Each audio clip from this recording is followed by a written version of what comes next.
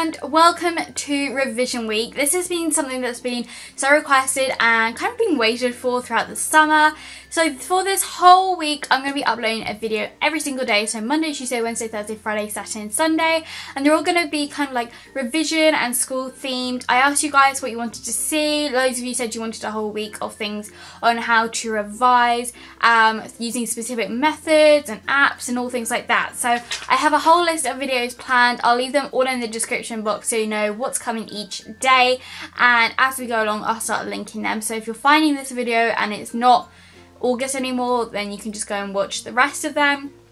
But for today's video I'm going to be talking about how to get organised, really. Like, we need organisation in our lives. We need to be able to manage our time effectively and things like that. So for Monday's video I thought I would kick it off with things like organisation, time management, balancing your social life and your schoolwork. So yeah, this was something that a load of you asked me to mention. I'm also going to be talking about a revision timetable, as so many of you, when I posted a picture of mine back during mock season, you all asked about it, so I thought I'd talk you through that.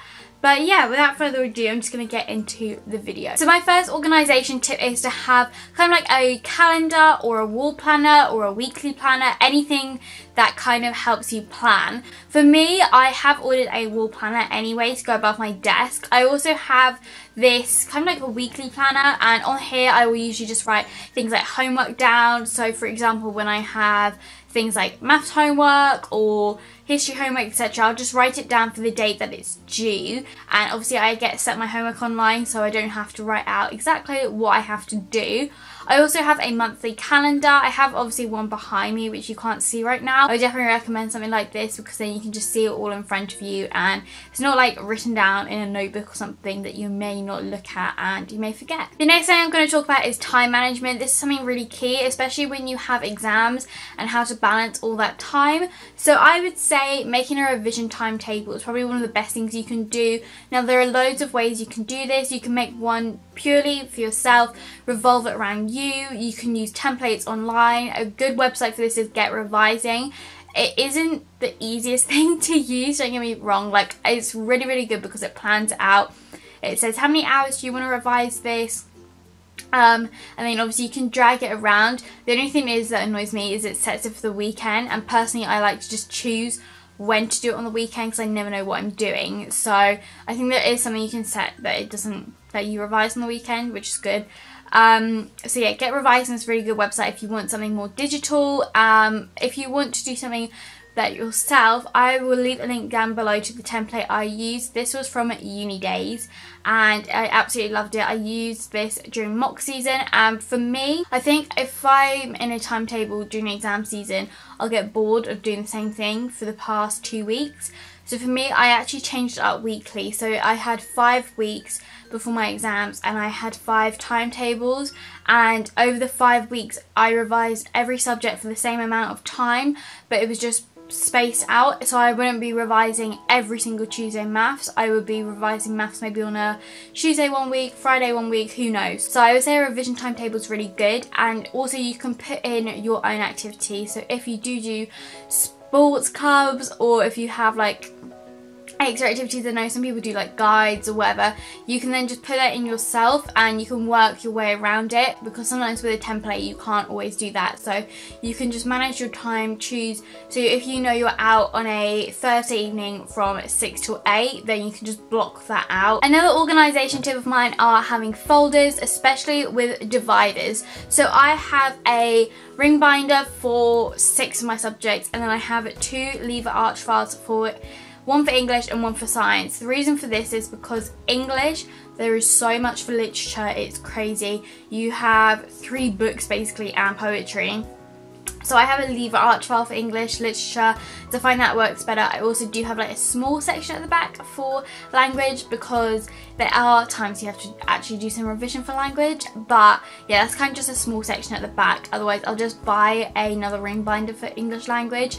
And then I have a lever arch one for science, because obviously you have a load of science revision. It is ridiculous. There is so much content. So I have divided, and it says biology, chemistry, physics, past papers, and then like things like formula sheets and keywords sheets, etc.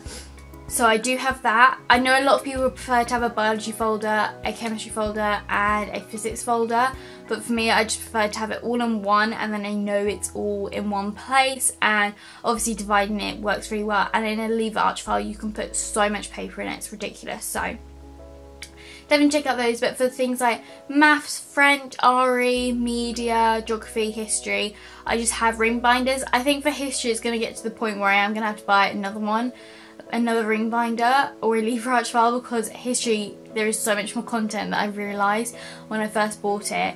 So yeah, get a folder, do it specifically for each subject rather than just doing one for every subject, and just put your dividers in, because obviously you're going to have different sections and different topics.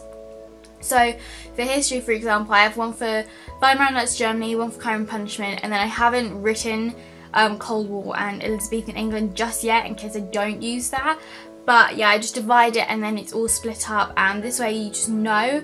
I think a divider with a contents page is probably a lot better, but for me I'm always taking things out, putting things back in, so that wouldn't work. But yeah, get some dividers and then at least you can see where each thing is, and just pin it all in a folder, saves you time. This next organisation tip is for school, and I would say pack your bag for the night before. I've done this since year 7 and trust me, it is so much better because then you have got everything. It's all done. In the morning you don't have to pack your bag. So what I used to do, or what I still actually do, is I look at my timetable the night before, look what I need. So if I've got English, I know to put my book in there. If I've got maths, I know I need my calculator. If I've got history, I know I need my textbook, because we literally just use that. So a load of people ask me, what do you do? How do you balance like your social life and like school?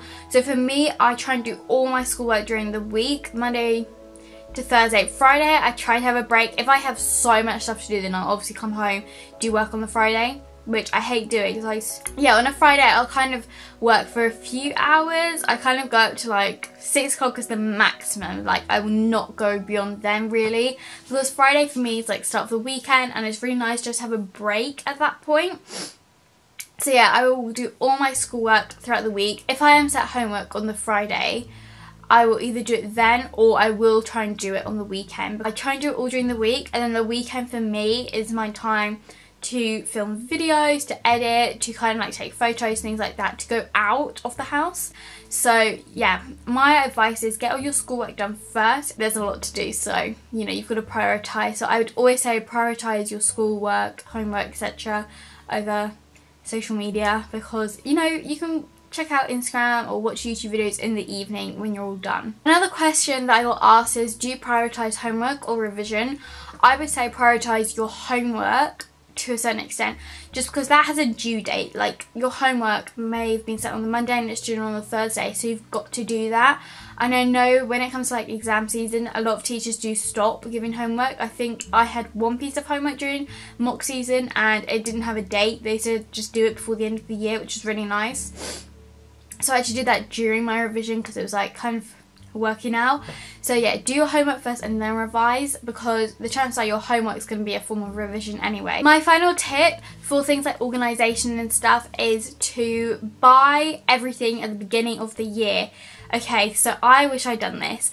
I went in to year 10 with only having textbooks for English, maths. I had the maths ones, they were the LXL blue kind of ones, and I had English CGP ones, which to be honest you don't need because they're not that great actually. Things for, you know, the one for poetry is fantastic, but the general English language and literature one, you don't really need it, to be honest.